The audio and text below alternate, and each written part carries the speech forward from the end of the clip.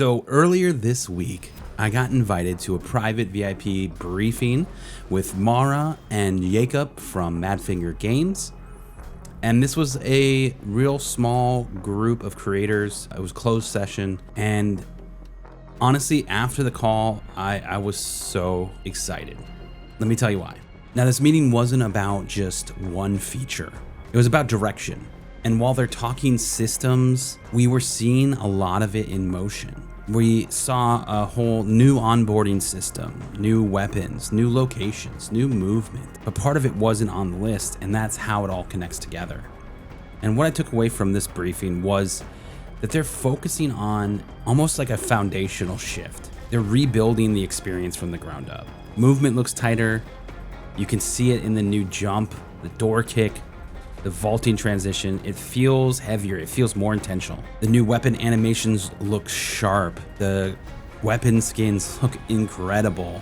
Even the new reworked shooting range looks so cool. And when you combine all of that with the new gear, new customization, the firing range, range finders and binoculars, it shows they're leaning harder into that tactical identity. Not arcade, not complete, just utter chaos, but really a deliberate focus on building out what Gray Zone Warfare is. I think some of the things that really stuck out to me were the new locations. They look denser. Some of them seem like darker, more layered. We've got new enemies.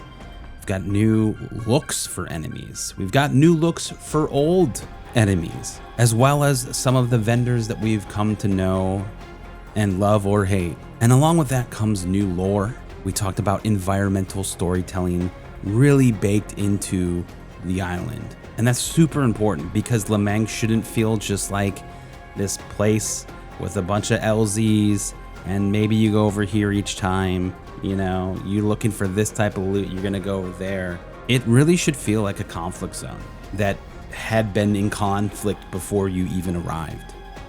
And the onboarding being reworked tells me that they understand what's going on. They understand that there is a separation from a lot of players getting past that initial hump. And obviously first impressions matter in extraction shooters. If the new players don't understand the risks or the systems or the pacing, they're gonna leave. They maybe won't continue to play the game. If you tuned into any of my live streams when we're talking about Gray Zone, we've talked about all of the things that we would love to see in the future of Gray Zone. And I'm really excited to see that a lot of the things that we've been talking about are coming. 200 plus tasks. That's not just like something that happens overnight. That's a ton of new content. And how these tasks will work will be different. Some of them you may only get one shot at. And then you may have to go do something different before you can make another attempt at that. There's a structural process and progression that they're really focused on building.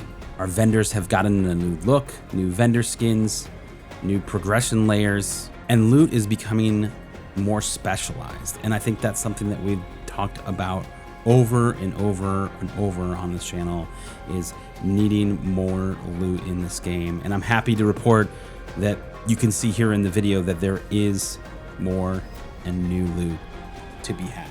And with new loot and new areas come new direction for players to go. If a certain area means something is way higher tier, you're gonna see a lot of players collide there, which in turn will create organic PvP. And I think that will really continue to evolve what this game is. And you may meet some friends on the PvE side that are going after the same loot you are. Our briefing was really in depth. And again, shout out to Mara and Jakub for having me and taking the time to dive into all of the things, answering questions that myself and the other creators had. They really went into a lot. And one of the big things obviously was optimization, right? They talked about how they've continued to push things forward with optimization, and 0.4 won't be any different. They talked about new and better audio. Audio is so important. Footsteps into directions, distance, and the clarity to improve that. We all want stable performance. We all want equal gunfights. They also talked about the mystery. talked about the lore. And this is where things got really interesting. And it wasn't until I started editing this video that I noticed that in one part of this B-roll that they provided me, there is a glitch animation that happens for the text on screen for every kind of pillar that they have improved in 0.4.